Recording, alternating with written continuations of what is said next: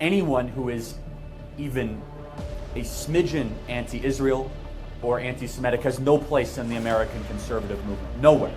Leftism is an ideology of destruction. Everything before us has been a mistake. We must have radical redefinition. This video of this speech got lost, and I found it, okay? All right, folks, Yishai Fleischer here with Malka Fleischer. Malka, did you know that in March of 2019, Charlie Kirk toured Israel? I got a chance to tour him in Hebron, and then he gave like a mega speech in Jerusalem, like an hour and a half speech with questions, answers, and this video of this speech got lost, and I found it, okay? I found it, and I already played a half of it, but the second half, I haven't played his questions, answers. This is the man himself, not what Candace says about him, not what Ben Shapiro says about him, but what Charlie Kirk says about himself, his ideology, and his relationship with Israel. Is that pretty cool? Awesome. I can't wait to see it. All right, so here's Charlie in Jerusalem, and we're going to catch him mid-sentence as he's talking about leftism in general. To be in the Knesset.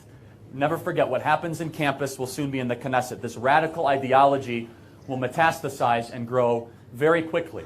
And leftism is an ideology of destruction. It's an ideology that from within there can be, it's almost as if everything before us has been a mistake. We must have radical redefinition. And I fight the left every single day. Why do they hate Israel? Why do they hate America? Well, first of all, they don't believe in God, most leftists. So the idea that two nations are founded on the idea of God drives them absolutely bananas.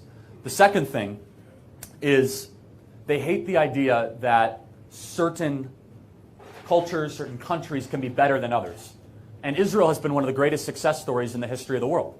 It really has been. The medical advancements, the technology, the entrepreneurship, the advancement of human rights, the respect for all people, the respect of human dignity is incredible. It really, really is. And the left doesn't want those success stories to be able to exist.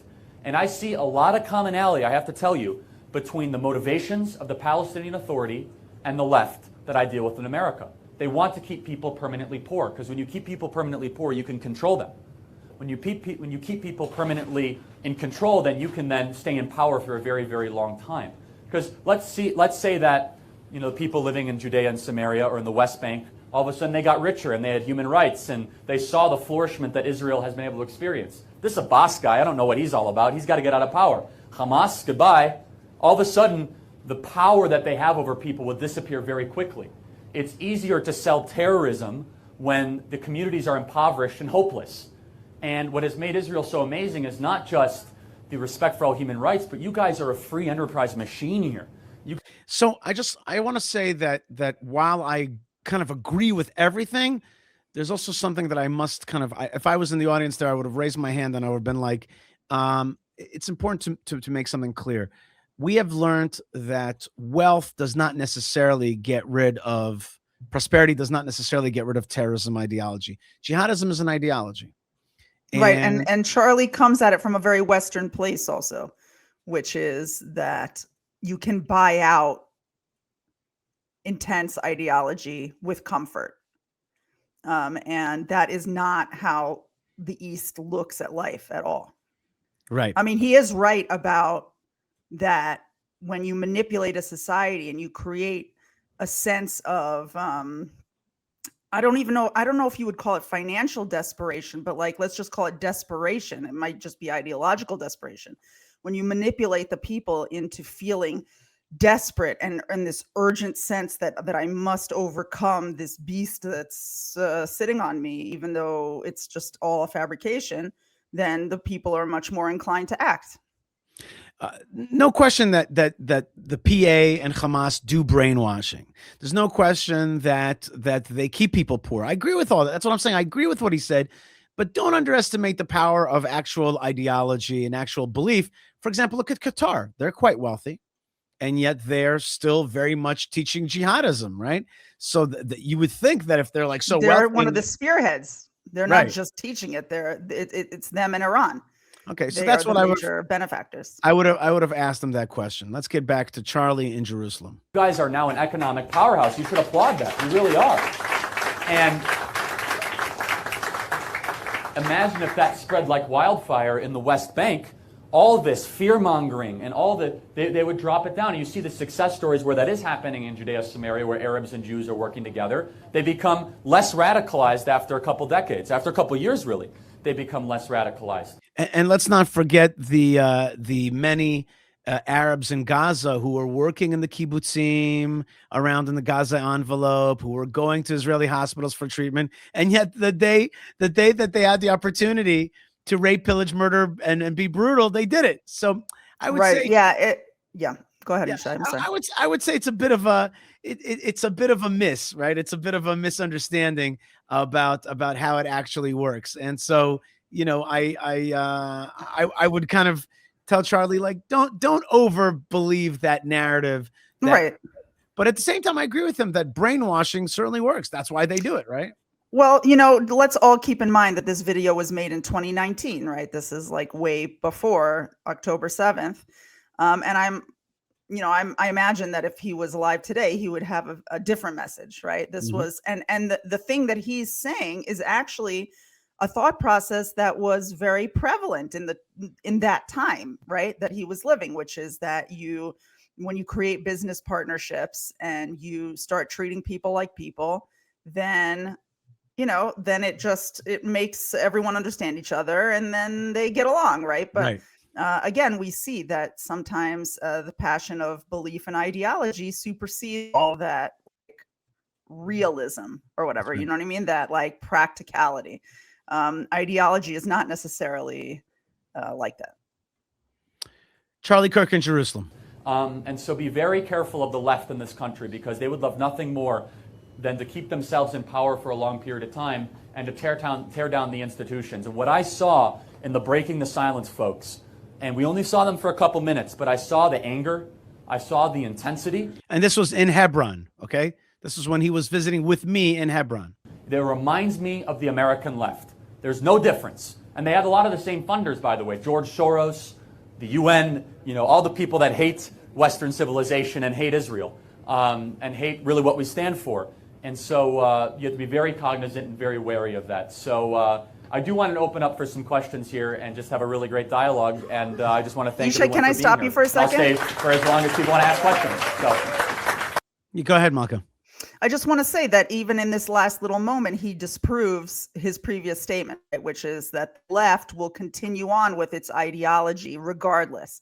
He talked about breaking the silence and their total laser focus on being destructive to traditional life and to everything that happened before, right? And he basically does believe on the inside that there are certain ideologies that are impervious to any kind of nicety, and they will just continue on like a freight train. That's regardless. right. That's right. My mom says, she spoke with this guy and she asked him whether he thought there was any collusion between the Israeli hardcore left and Hamas, and he's like, no, absolutely not. And she goes to me, she goes, well, he knows more than me about Israelis, but I know more than him about communists, because she comes from the Soviet Union. So sometimes you got to understand there's some people who are just down that rabbit hole. They're not coming out. All right. So here is Charlie, and he says, I'm willing to stay as long as you want to talk about issues that matter to you. Let's see how much we could get through together here. you said you had a question early on, so you had a perfect question, you said. Perfect question, but And I'll repeat the question if you can't hear it. yeah. So. Okay. You're like, Just notice how easy this room is, how fun it is. You see, this is definitely Israel. There's a, don't smoke sign on the upper right there, and in Hebrew. And so he's in Israel. He's talking about Israel. He's talking to Israelis with the English-speaking audience. It's awesome. wrote it out. Okay. As we've seen lately in the U.S., anti-Semitic remarks and openly anti-Israel statements have become more or less norms, and we know that. That doesn't really surprise me given their rhetoric right now. But I've noticed a trend right now on the right that scares me also. A part of American conservatism is a fair amount of nationalism as well. Patriotism and loyalty to a country, to their country, are big facets of that. I've seen many people who tout conservative ideas talk down to Jews and conservative Jews in America, or just Jews in America, because they also have loyalty to Israel, and they accuse them of dual loyalty or shilling for Israel or things like that. That's what they say to me. Well, yeah. I'm an American, but I'm also Israeli. Sure. I came here when I was 17. I'm by myself. Without my family, I served in the IDF. Give it up. And I love both countries. You should. But I see no problem in having dual loyalty. But I live here, so it doesn't bother me so much. So Sorry. So my question is two-pronged. Okay. Sorry about that. So it's a little bit long. Do you think that this questioning of Jewish loyalty to America will breed blatant and outright anti-Semitism on the right as well just like it has on the left? And also, do you consider the Jewish religious and Zionistic obligation to the land of Israel to be dual loyalty? And if so, what could be the ramifications of that for American Jews? okay. Wow. Before we hear the answer, this is 2019. This is before Tucker went Tucker. This is before Candace went off her meds. This is before Fuentes came out of diapers. You know, this is really like this kid, this young man. I don't know. He, as we say in Judaism, he foresaw what was to be born. This is a question 6 years ahead of its time, 5 years ahead of its time. So this is amazing. I am so excited to hear this answer. What do you think, Malka? Were you just watching that being like me, like, whoa, like, did you expect that? Like this guy like really zoned in on it. He honed in on it. 100%. He's a man before his time. He really like felt the thing coming to the fore. And I don't think that I myself at that time saw it. And I probably would have bristled at that idea that the conservative movement in America would become anti-Semitic in any way, because my experience prior to the last couple of years has been so positive with the conservative movement in America. And only now we're starting to smell like a bad smell kind of coming out of certain corners of the movement. So yeah, I can't wait to see what Charlie's going to say. Okay, here we go. Charlie answering the question of, can it be that the American conservative right will go anti-Israel and is being a Zionist Jew dual loyalty? Wow. Straight up. So the first question, so just to repeat the question, if you couldn't hear in the back, I'm guessing you only got bits and pieces. Prefaced by talking about the alleged rise of anti-Semitism in the conservative movement. I'm going to challenge that a little bit. I'll agree with part of it, but I'll challenge part of it. The second part was the idea of dual loyalty, and I don't like that term, and I'll tell you why. So if you didn't hear it in the back, I'm repeating it for your sake. So the first, I am as in the conservative movement as one could probably be. Anyone who is even a smidgen anti-Israel or anti-Semitic has no place in the American conservative movement, nowhere. And I denounce them. And so do all of our leaders, every elected representative. Anywhere that evil pops itself up, we denounce it and we expel it. The left embraces it. The big difference. They elect anti-Semites to Congress. They put them on foreign relations committees. If anyone dares say anything anti-Semitic, I want nothing to do with them. Nothing. That's the big difference between American conservatives and the American left. Evil is a cancer that will come no matter whatever side you're on, but it's what you do when you encounter evil that really judges the moral character of a movement and the moral health of a country. And so whenever I encounter it or whenever people encounter it, we take a stand against it. I think it's a little bit overblown. I wouldn't even call those people conservatives. I really wouldn't, because there's nothing conservative to have that kind of hatred in your heart. But whenever I come across that kind of chatter, for example, I made 2 Instagram posts. I have somewhat of a big Instagram following, and you should go see it yourself. Thousands and thousands of anti-Semitic and anti-Zionist comments. I don't know who these people are. They're all masked identities. They might be 5 basement dwellers that hate themselves, and therefore they hate the world. And they say, Charlie, you're shilling for Zion, you're shilling for Jews. I mean, things you're talking about, I get times 10. Because they say, what's a Christian like you doing something like, you know. And I see it as a threat to well, conservatism, because well, they say that you're whatever. It's an I'm getting there. mentality. Again, That's let what me. I'm wondering about. So there's a question of dual loyalty. Look, why do I love America? I love America not because I was born there. It's because I love the ideas of America. I love countries that embrace good ideas. There's American Trinity just like there's a Christian Trinity. The Christian Trinity is God the Father and the Holy Spirit. The American Trinity is e pluribus unum, meaning out of many one. It's the Latin phrase. Liberty, which means you can do what you want to do, however you want to do it, as long as you don't harm someone else. And the phrase, in God we trust, which means first and foremost our rights come from God, not from government. These ideas, by the way, were really ironed out in Jerusalem thousands of years ago in the Torah. So why do I first and foremost love Israel? Because I love the ideas behind your country. That's not due loyalty, that's harmonic, that's symbiotic. There's the idea that you must not love a country or love a country based simply on false national identity of these horrendous things of skin color or language or linguistics, that I do not embrace. And I think that's a misrepresentation of any sort of form of conservatism. And so why do I denounce, like I did earlier, Saudi Arabia? Because just recently Jews are now allowed to fly over Saudi Arabia because they said you were polluting the airspace, okay? Where they kill women if they dare not cheat, but if they dare look at somebody wrong, without a male's approval. Or, just their women are now allowed to watch movies for the first time. Like, wow, that's a big human rights progression, right? Or they chop people's heads off in the public square. Where is the feminist movement going against Saudi Arabia, by the way? I mean, seriously, it's unbelievable. So I reject this idea of dual loyalty. I have loyalty to ideas. And of course, I love the Grand Canyon, I love the Rocky Mountains, and I love Boston, and I love Chicago. But if all that disappeared and all I had was ideas, and we were on an island, that's America, that's Israel. And that's what people have to realize, that America's just a placeholder for timeless ideas.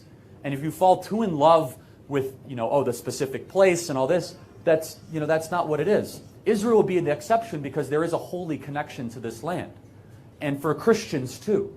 And that's what people don't realize is if the Arabs were controlling this country, I would not be able to visit where Jesus taught at the Sea of Galilee where I went today.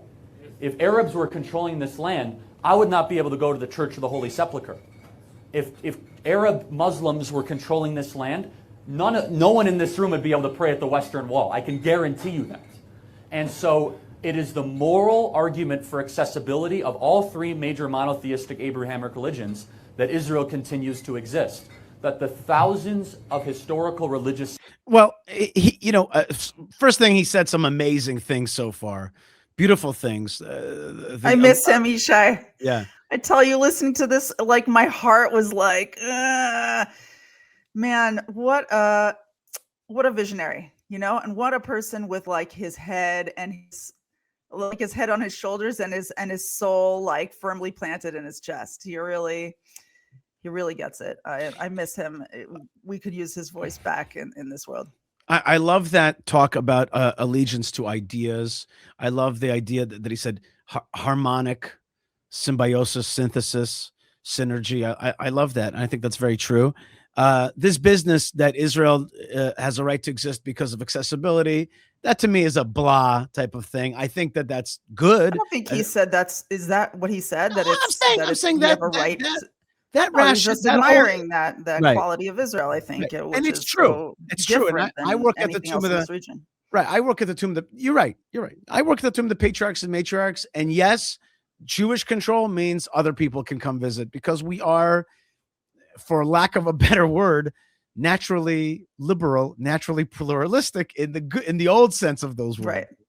In the liberty sense. Yeah, in the liberty. But at the same time, like that's not like to me like I'll tell you where this goes too far. The J.D. Vance crowd. He's like, well, Israel, the only thing I really like about it is that it gives me accessibility to this or that church. I don't like that business. And that's why I'm a little bit cautious of that. We have a much greater mission than just giving other people accessibility to their religion. But okay, good. All right, let's get back to it, Malka. The truth is that I think what he's trying to do is separate countries like America and Israel from the oppressive totalitarian regimes that are frankly so typical in the world. There's much of that. There's either that or the totally lost their minds liberal countries where like everything goes and there's no morality and there's no but then those super liberal countries start to crack down on you when you're a religious. Right, and then they become totalitarian in their Right. liberalism. And believe me, secular totalitarianism, that usually historically is more of a bloodletter than religious totalitarianism. Both aren't great. But right. So I think that he's trying to establish that America and Israel are countries that are founded on the highest of ideals, and people can, go forward in the direction that God intended, in a way which is also healthy and inclusive. That's right. Okay, let's keep going. Sites still have access. And what are they trying to do? They're trying to make sure the Jews don't have access to the few that you still want access to, right? Whether it be the Temple Mount or whether it be even Hebron. If they had their way, they would shut down that single street in Hebron and no one could be able to visit the building of the patriarchs. So I hope notice how the Hebron thing had a big impact on him. He had that one day with me, a few hours, boom, and it really had a big impact on him, and he mentioned it. Answer that question with some nuance. Yeah, well, he answered the question, but he did not foresee, like this young man who asked the question, he did not foresee the hugeness of anti-Semitic right. And I think there was just a report released today about the kind of real swing of Groypers, Fuentes, Candace, and all these folks. Like, it's a massive swing, and this young man foresaw it. Well, Charlie himself said at the beginning of this clip, Yishai, that he's about as far into the conservative movement as one could be. And I think that what he's saying, without us knowing that he was saying it, and maybe he himself did not even know he was saying it, is that he was a very heavy weight in the balance of the conservative movement. And when you took him out, then there was a vacuum. I didn't know it. You didn't know it. I'm not sure he knew it. And then once he was extracted, the vacuum was not filled by the healthy, God-fearing conservatives who understand what God's intentions are for this world, but rather for people who want to compete with God's true intention for the world and with God's ideas and with the true Bible. Here's a conspiracy theory. Anti-Zionists, anti-Israel, anti-Semites, they killed him. There's a conspiracy theory, okay? I'm not saying that's what happened. I'm just saying what you're saying makes a lot of sense to me. Like this counterweight to that Groyper, and that word Groyper, what is that word? But anyway, whatever, it means some kind of frog or something. But like the point is that like the bottom line is, or toad, the bottom line is that you make a very strong point, Malka, that he was a strong counterweight to that. And in a sense, he maybe didn't even foresee what it would be like a world without himself. Right. Interesting. Let's keep going. But I really think that there's some positives and negatives happening right now in America. You know what one of the positives are? The positives are you have the most pro-Israel president in American history. That's a positive. It's really amazing. You know what the negative is? Israel is now a partisan issue in America. It's a very, very scary thing. I want Democrats and Republicans to be able to agree on Israel. I really do. This is the power of the left. The left will teach poisonous ideas to a generation, and 20 years later, you'll have a political party that is so radicalized, they're completely unrecognizable. And that's the Democrat Party. The Democrat Party of the 80s and 90s, they were pro-Israel. It was, 99-0 used to vote for the embassy to be moved. Now, 0 Democrats attend the embassy move to Jerusalem in the ceremony. 0. 0 elected Democrats came on that beautiful day when the embassy was moved to the rightful capital of Israel. 0 Democrats. And I'm sorry? Joe Lieberman's not an elected official. He used to be. And he's not even he's independent. And boy, I'll tell you, he's more Republican than conservative now. But 0. And in fact, if you look at when Bibi Netanyahu, your prime minister, came and spoke in front of the United States Congress in 2013, there were dozens and dozens of elected Democrats that walked out in protest, if you remember this. And it really makes me sick that it's become a partisan issue, because this should be something of widespread agreement. And I hope to make it that again one day. I really do. But also, here's the positive wrinkle, is the Republican Party has never been as pro-Israel as it has been right now. And I can attribute that, and here's who has Israel's back. And I had a debate once with some J Street guy, big mistake for him. And he said, I'm really worried that Christians like you are trying to tell us what to do with your country. And I said, well, evangelical Christians in America are one of the biggest allies that Israel have in the entire world. And that is true. That is very true. So I hope that answered it. So, right, orange? Yeah, right. That. Thank you. Yeah, thank you.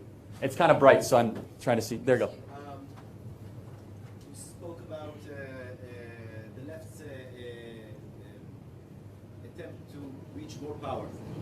And you said it was encompassing and similar to what's happening here in Israel and in Europe and in the States. Essentially, we have an imperial power, the European Union, who works to subvert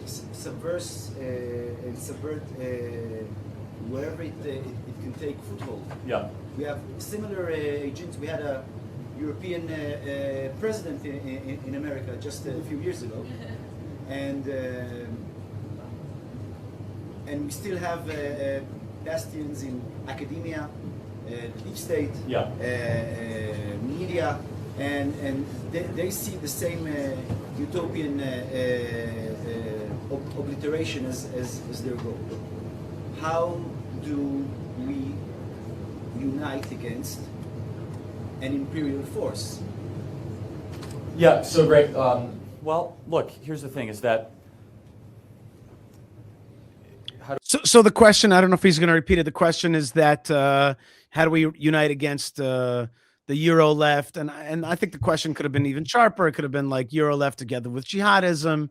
So let's see how Charlie answers this. In Jerusalem, 2019. we unite against the imperial force. I mean, they're very well funded. The media is so against this country and against America. It's unbelievable to me. It really is. And I'll tell you, the best way to really fight what we're fighting is to do more of what, in Perutsu and what Turning Point USA is doing, which you have to go to the difficult places. I go to the most violent college campuses in America that you could possibly go to, and I say, like this prophetic words here, right? It's like I go to the most violent college campuses. It's like prophetic. this very message. And I will debate the leftists, and I'll debate the SJP, which honestly, I have some big questions of where their money is coming from, by the way, SJP. And Students for Justice in Palestine, a big anti-Israel group. And I think we should really do some big investigations further there, because I think it's Hamas, honestly. It very well could be. And he's right. Like this was before people really understood the influence of Qatar, and Qatar is Hamas. Those monies go together. So he's absolutely right. It's not a conspiracy theory at all. Right. He's saying it like it's like he's breaking a story, but now we know how true what he's saying is. Well, I think some people have, but they're so radical. It's unbelievable, SJP. If you don't know what that is, it's Students for Justice in Palestine, which it's amazing to me. And this is just, it's not a statement that is anything but factual. But you have these privileged, entitled brats in America that grew up in the best communities in the world. In the world. I'm talking about mansions and net worths in the tens of millions. And they'll go to Stanford, and they'll go to Yale, and they'll go to Harvard. Maybe their parents paid to get them in. Who knows? Who knows? And they think they're doing the righteous and moral thing by fighting against Israel, and they'll all of a sudden be wearing an SJP shirt. And they think they're on the right side of history. And then you ask them with the map, show me the West Bank. Show me where Judea and Samaria is. Where is Gaza? Where are the Golan Heights? And they'll call you racist. That's essentially how that's exactly what they'll say in return. Doesn't work so well when, you have, Candace Owens, who's a black woman next to that, say something like that, right? But I will say that you have to fight. And I think that's what Israel has gotten right over the last 50 or 60 years, is if you're not willing to fight for what you believe in and what you care for, the enemy will take over in a second. And I wish there was a more simple answer than that. Yes. First of all, thank you very much for all the work you're doing with Turning Point. And you can see that that's our good friend Avi Abelo from Israel Pulse, and he's asking a question of Charlie Kirk, 2019 in Jerusalem. what you and your church do here in Israel, going after the college-age kids. It's unbelievable. So really, kol hakavod, as we say in Hebrew. Since you're dealing with college, my question is as follows.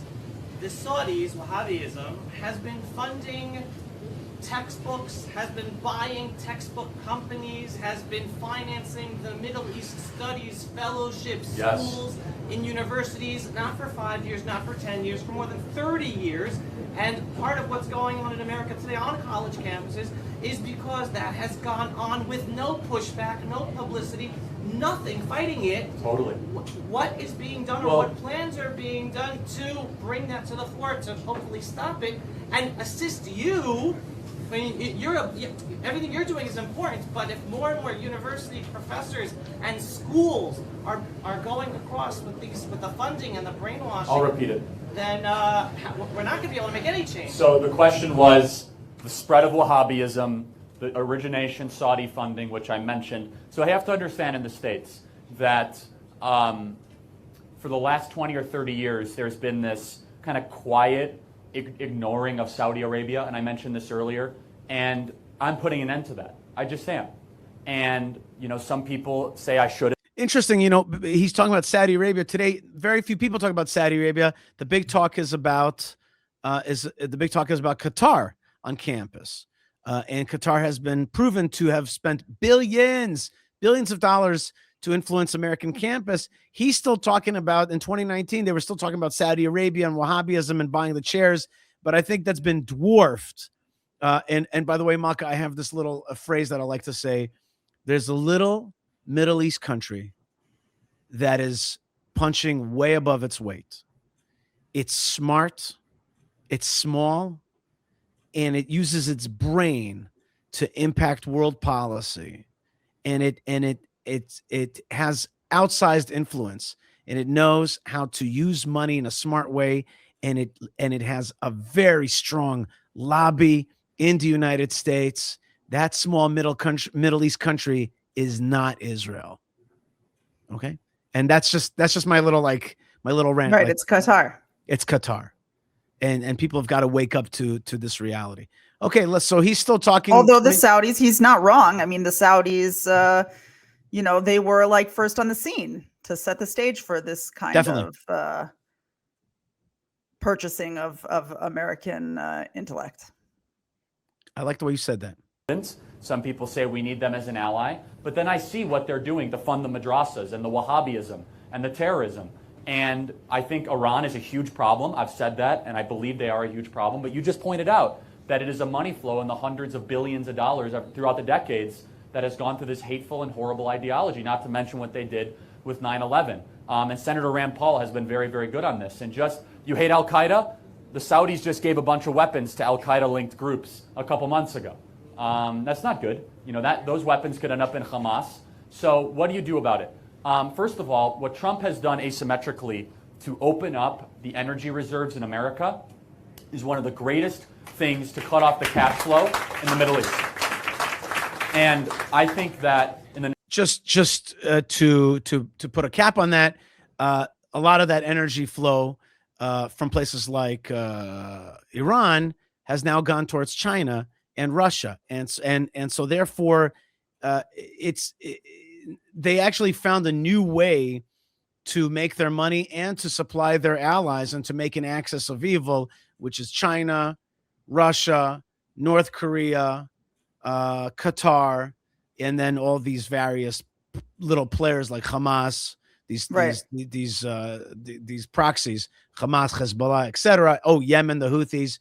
So there's a big axis of evil, and that Middle East oil is finding a home, and it's not in America. Right, but even still, we can't ignore the fact that Qatar is lobbying America hard. I mean, this administration has really been courted heavily by Qatar, and Qatar has made major inroads into the Trump administration, whereas everybody remembers that we started off the early days of this administration knowing certainly that the Trump administration is in Israel's corner 100%. And as we've seen Qatar creep in and manage to extract or maybe exact, I don't know which word you want to use, all kinds of promises and business deals from the Trump administration. And we have Witkoff and Kushner and all these people with like serious ties into Qatari business and money and real estate. Then we've seen that, the absolute certainty that the Trump administration is 100% behind Israel shake, and that's where we are today. Must agree with that.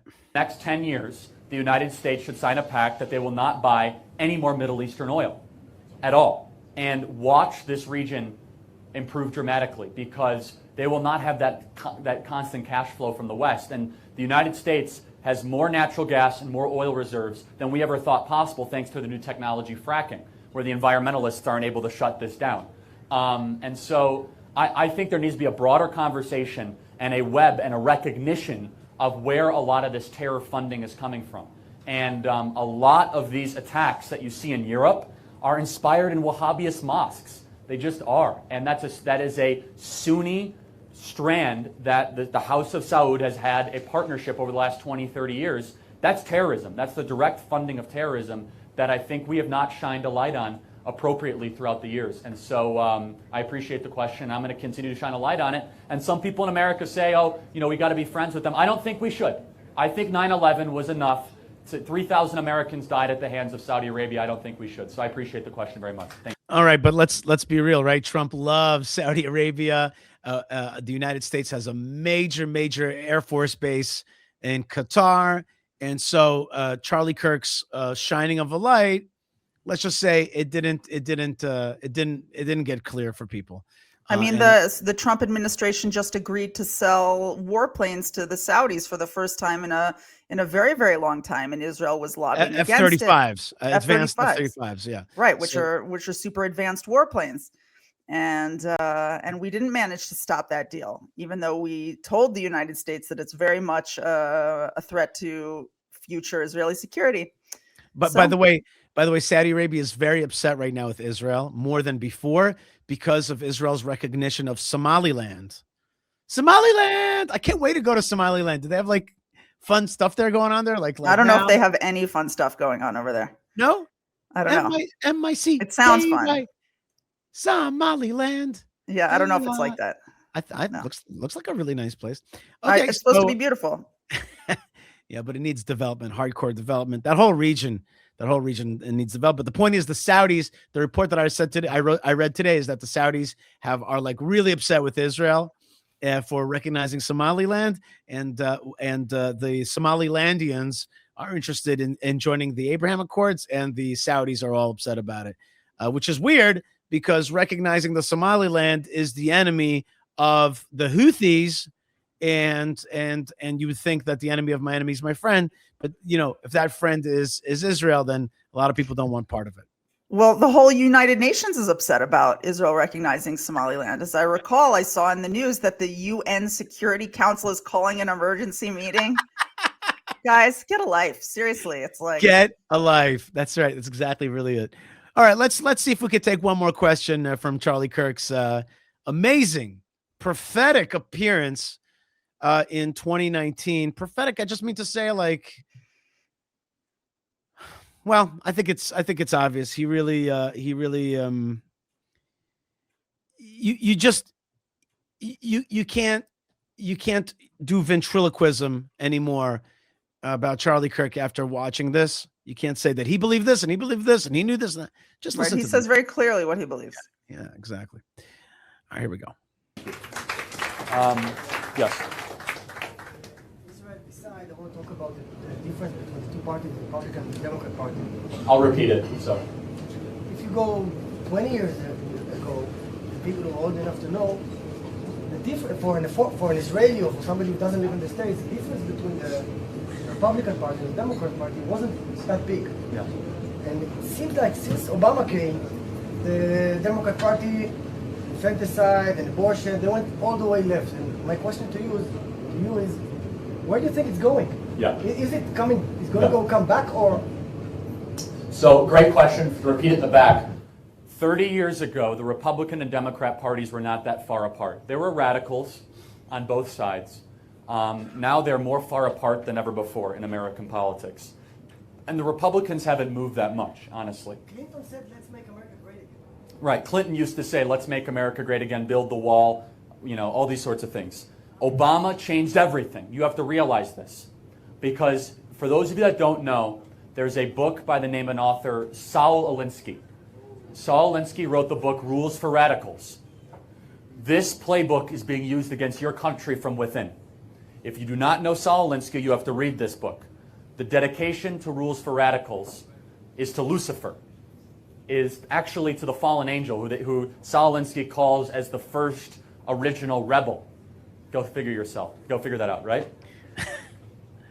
In the book, it talks about the best radical is not actually the radical that waves the flag in the streets and smashes the window. A true radical will lie about their identity, will take the highest position of power possible, and then implement steady change in that position of power over a long period of time, pretending to be someone that they aren't. And the Rules for Radicals is the playbook of the international left now. And they did this through Obama, because what the left realized is how far left they could actually push America without getting too much backlash. And they took over the universities, they took over the media, and they started to push forth this unbelievably dangerous radical ideology. So you ask the question, where is this going? The American left is not going anywhere. They're going to become more radical, more Marxist. They're going to become more, I would say, emboldened to put forth their positions. You have to realize something. We, Israelis, American conservatives, people that are on the right, we want that ideal of e pluribus unum. We actually want peace. We want to be able to participate in our own life. What type of person would want chaos? Someone who wants chaos is someone who wants power. Because when things are disrupted, you can easily take power. When things are kind of out of the ordinary, that's where coups can happen. That's where people can assume a lot of control very, very quickly. That's what the left is doing in America. Whether it be police officers against citizens, black against whites, now they're turning Jews against Christians. They're trying all this sort of stuff. So what are you saying? The Democrat Party won't be... The Democrat Party... They won't be in the presidency anymore? No, the Democrat Party might win because America has gone way further to the left than people realize. The college campuses are one of the biggest threats to the entire world. The cancerous ideology that is being taught about your very country. And what's amazing to me, I'm flying over the country in the helicopter and I'm looking at these beautiful settlements and I'm thinking to myself, what's the big focus on this country? I love Israel, I love this, but they have entire Israel apartheid weeks dedicated on U.S. college campuses for a country the size of New Jersey where human rights are respected and free enterprise is allowed. And it's anti-Semitism is what it is. And it's gone back thousands and thousands of years. And it is rooted in such horrific hatred. And so, look, I wish the American left still held this position. I wish that they were pro-Israel, but they're not. And I don't think, look, if you get President Bernie Sanders, you can laugh, but I'll tell you right now, it is a possibility in 2020. It's not a likely thing. I don't think it's likely, but it is a possibility. I'm going to tell you what's going to happen within the first week, okay? The embassy gets shut down first week and gets moved back to wherever it was. The funding to the Palestinian Authority gets restored. The Iran deal gets renewed. And the 67 borders will get introduced as a resolution in the UN in the first week. That's President Bernie Sanders. That's the American left. In the first week. And I want you to think about what that would mean for your country if the 67 borders were reinstituted. Where the plateau that exists over Tel Aviv, where they'd be able to shoot missiles into the most populated area of your country. I mean, the erosion of your borders would be absolutely unbelievable. So you have to be very, very careful here. And I believe Trump will win re-election. I really do. I'm a huge supporter of the president. And I'm going to do everything I can to make sure he wins re-election. But it's very scary, and this is why the work on American campuses is so important to educate about this this wonderful and beautiful country. And I'm going to use my millions of followers to continue to spread the knowledge that I learned here the last couple of days. Because look, it bothers me when lies are allowed to get away with. It really, really does. And I pursue them vigorously. I really do, viciously. And I think righteously angry at times. I think everyone should. When people lie about America, when people lie about our history, or they lie about, all those things. I get now equally as angry when I'm going to hear people lie about the supposed apartheid in Israel. What are you talking about? You know where the apartheid is in Hebron, where the Jews aren't allowed in the Arab quarter. That's the only apartheid that I saw firsthand. Which was very, so anyway, that was All right, we're gonna stop here for this video, and I have to say that there's quite a bit more, and I'll probably have to do another video to finish this up. What a moving way to end this video that we're doing today. He pointed out Bernie Sanders. What would President Bernie Sanders do? Shut down the embassy in Jerusalem, meaning to say stop recognizing Jerusalem. Try to shrink Israel to the 6-day war border, pre-6-day war border, thereby getting rid of Judea and Samaria and the security and the history, the security that it provides, the history that it stands for. Refund the PA, which is the counter narrative to Israel, and restore the Iran, get rid of the Iran sanctions, and make the Iran deal, which would give billions of dollars to their coffers and reinstitute their nuclear program. That's what he said the other side wants. And with that, you also understand what we need to do, according to Charlie Kirk. Push back on Iran, develop Jerusalem, shut down the PA, resettle and normalize Judea and Samaria. I was particularly gratified to hear how much Hebron meant to him. Obviously, it was an important few hours. It touched me a little bit. I kind of choked up a little bit. Yeah, I thought you looked emotional. I wasn't sure if I was seeing correctly. Just this famous and important guy was really moved by that tour, and that's very moving for me. And I also have a thing in my eye for real. Anyway, well, Isha, who with a sensitive soul would not be moved and come to like very cemented understandings about the roots of the Jewish people in the land of Israel, who come to see Abraham and Sarah, Isaac and Rebecca, Jacob and Leah, our grandparents, interred in our ancient city, in the city that was first, the first purchase by a Jew in the land of Israel.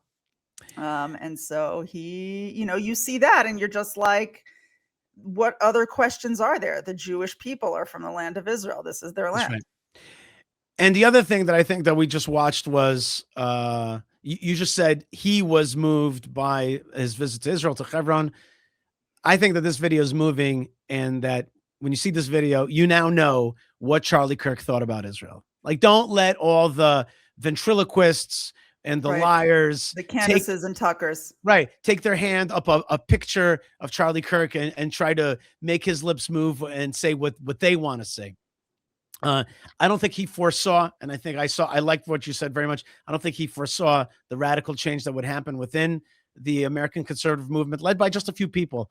He would have been strongly against them. Isn't that convenient that at the very moment where they started turning so anti-Israel, he ended up being murdered? And isn't it convenient that they were able to immediately use his murder, to say the Zionists killed him and all kinds of stuff like that? You know what? I think it was actually the left and the people on the right who want to go left.